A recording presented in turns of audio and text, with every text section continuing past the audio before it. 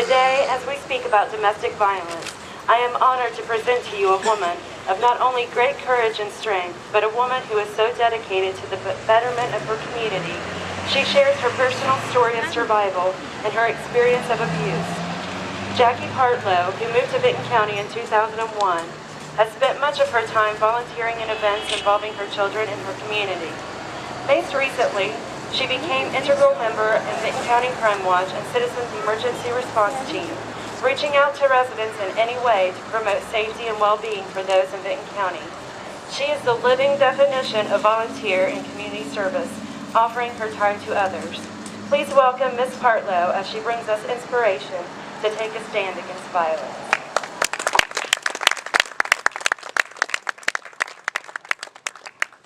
Hello and welcome. My name is Jackie and I was once a victim of domestic violence for many years. Speak up, Jackie, can't hear you. What? Can't hear you. Oh. I can't stand quiet in this world about this any longer. I have a voice and to use it. First and foremost, I want to thank you for being here. No matter if you're a victim or just here for support or want to learn more about raising awareness for domestic violence, I am here today to raise awareness. I can speak all day about this. I would like to share my journey throughout the life I have lived being a victim. First, before I share my story, I would like to take a few minutes on domestic violence. Domestic violence is a hidden shame behind doors. It does not have a dress code that matches what an abuser looks like. They could be a preacher, a teacher, a doctor, a lawyer, a firefighter, a nurse, a police officer. Anyone can be a victim at any age, sex, race. Although both men and women can be abused, most victims are women. There is a lot of different types of abuse: verbal, physical, child, sexual, drug abuse, many, many more. Many children live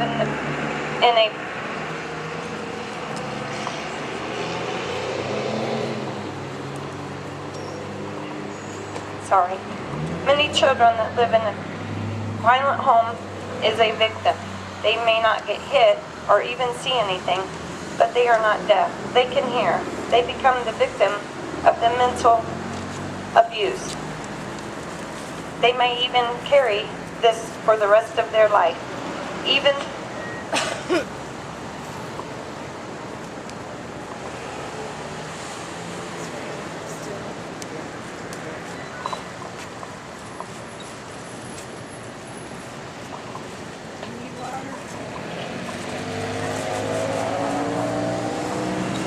as parents, we are supposed to be role models in using good behavior.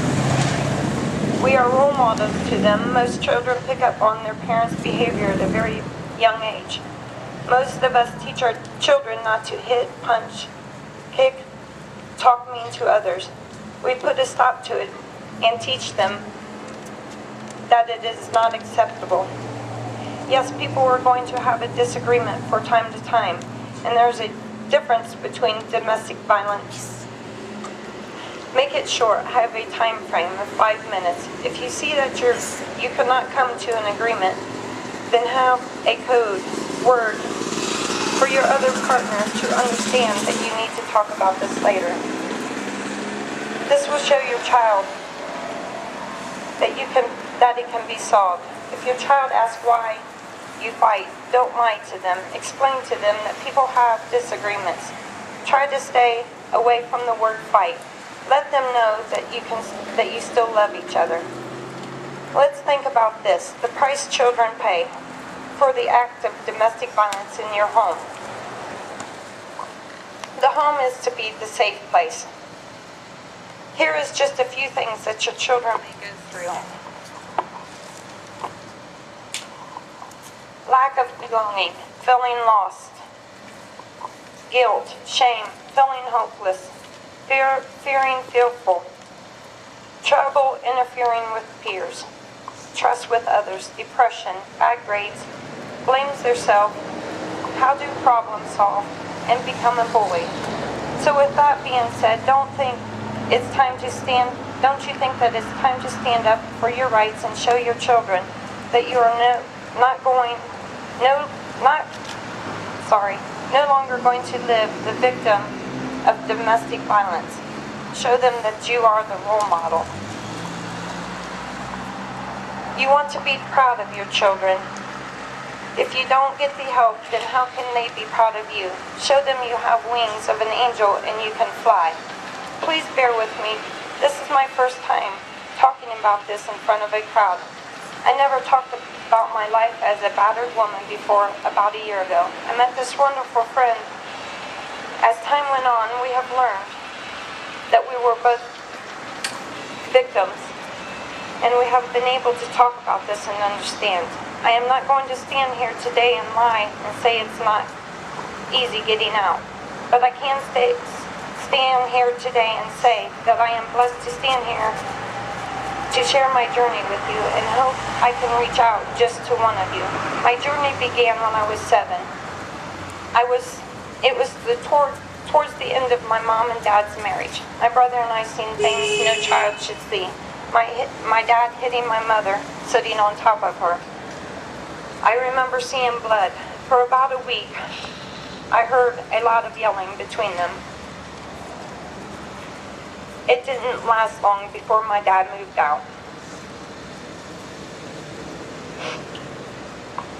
But it has always stuck to me. When I became that high school teenager that had to chase the boy with the blonde hair and blue eyes,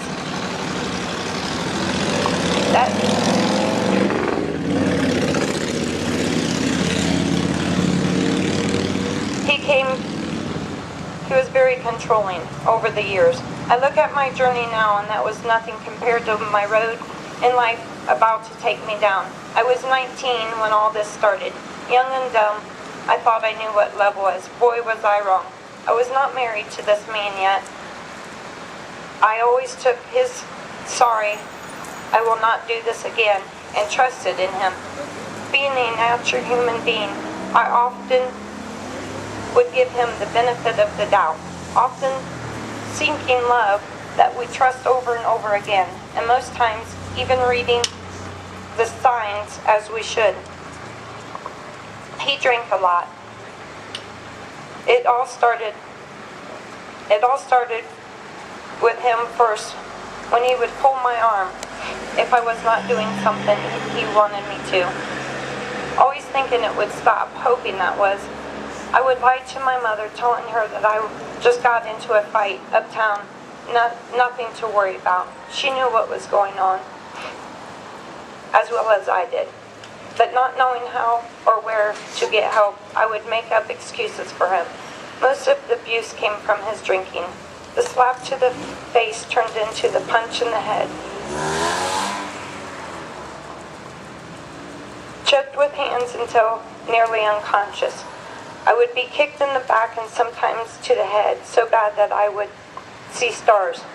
Thrown down steps, then picked up by the throat, slammed into walls.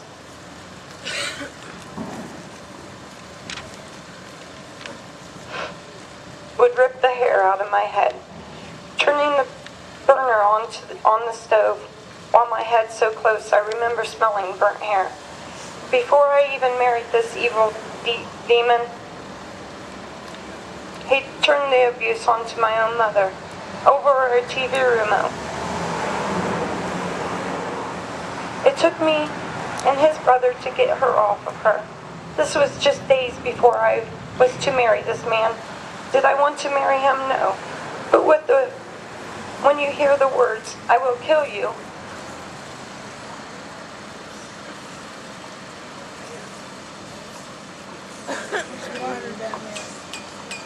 when you didn't meet his needs, I married him in fear. I once in my life knew right from wrong, but it all started looking black and white. I had 2 awesome kids with this man. I was often thrown downstairs being 7 to 9 months pregnant. So for 2 months I lived in fear that my first child would have something wrong with her. when she was born. Thank God above that she came out fine and is a very smart, beautiful young lady today. I love you, Jonalyn. And then I had an awesome son that has had to play the role model of the man of the house for years. Job well done, Logan. I love you.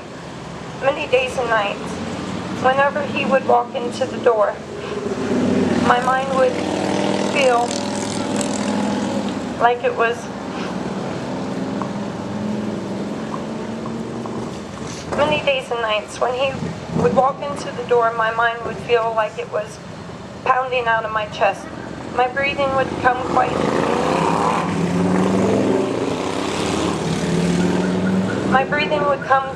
quickly and shadow. My stomach hurt so bad that it felt like a knife in it. I would pray that he would just stay away. The more I begged him to stop, the more I would be black and blue. He loved it. He loved the fear and the pain I had in my eyes. There were so many times I would try to get out the door before he would pull me back in with a handful of hair. Often my kids would try to help. My son, being 3, would try his hardest to call 911. But always the phone would get ripped out of the wall. My daughter would kick him and jump on him.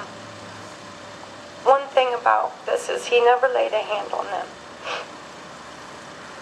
He would make them watch or lock them in the room. I knew I was staying in this for all the wrong reasons. I didn't want my kids to come from a broken home. I knew I had to do something about this, but I just did not know where to turn. Yes, there was times he went to jail. I knew if I would run from it then, he would just get out and would kill me and the kids, often as I was told that he would do. So once again, I stand here. I had to deal with it, or realize I had to do something about it. I felt I had no voice. I felt I had no choice.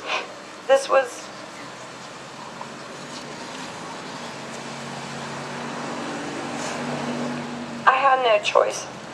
That was too far gone. Wrong choice on my behalf to stay and put my children through this. He was not our family. His alcohol became his family. As the days went on, I was getting smarter. I would hide things in the car so if the kids and I would ever get the chance to leave, we would have some clothes. He was catching on. He knew I was getting smart. So that drew the line for him. The very last abuse that came from him, he had beat me for an hour and 45 minutes straight, coming in and out of consciousness, bleeding from the nose, hair pulled so bad my head was bleeding, black eyes, choked, kicked, spit on. I could not fight back. I was so weak. He knew I was weak, so that's when the words rolled out of the evil mouth, and had a loaded gun to my head and said, "I will kill you." I said the words right along with him. I was so used to hearing the words. He pulled the trigger.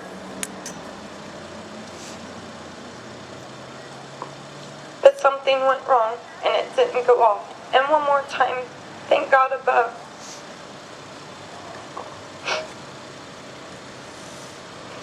I remember the policeman standing over me saying, "Girl, the next time you're not going to get so lucky." That's when I realized, and it hit me, I had to get the hell out. And that's just what I did. I moved 3.5 hours away, leaving family behind, not knowing anyone here. But I knew in time it had to be better than living a life like that. I hate him.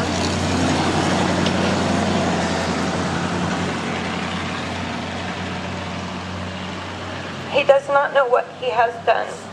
I subjected not only myself to the abuse, but also my children.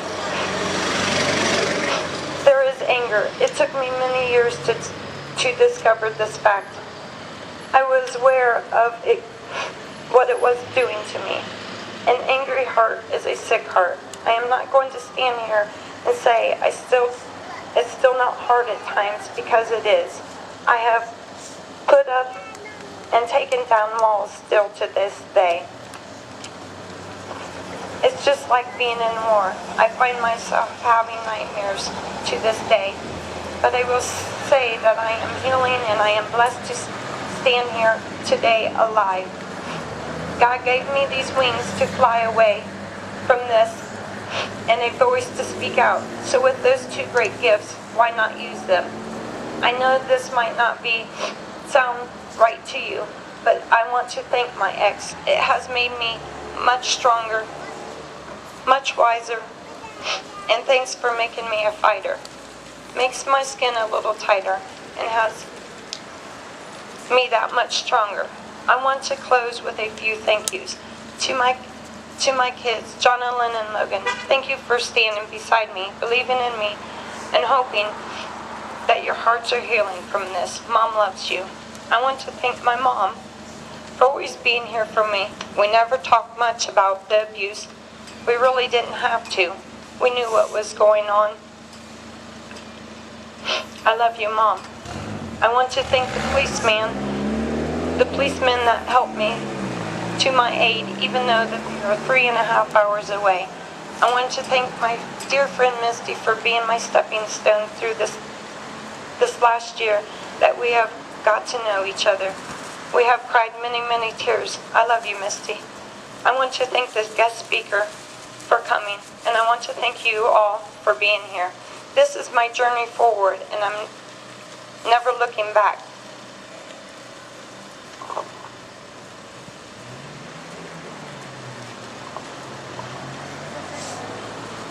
There is always hope. Be loved, be free. God bless. Fly those wings. Don't give up, okay? I know you've been hurt. I know how it feels. Believe me, I do. But the feeling will pass. The tears will stop falling. Your heart will heal itself. Trust me. God bless and thank you for being here.